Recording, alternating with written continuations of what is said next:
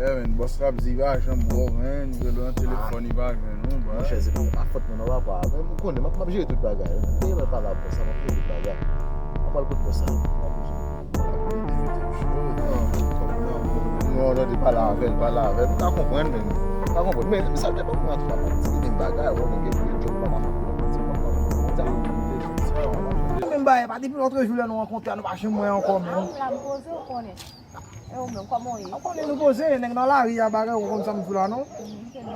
Apalan de sa mwa vin pi bel wi bay. Konen nan, ba pou kite man se ven gazali. Apalan de sa bon bay m ta suppose men jounen téléphone ta suppose l'autre jour.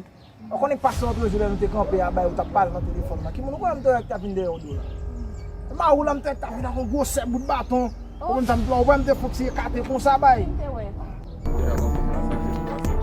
pa la vel men, mette l ple, dir ke mdi ma fè tout bagay. Dir ma fè tout bagay. Ou sal vou cheke moun sa men. Yo, nan se kele, yo, di pa pa. La gen. Basta moun di tou pa konton fason, moun konen wè mè madem moun.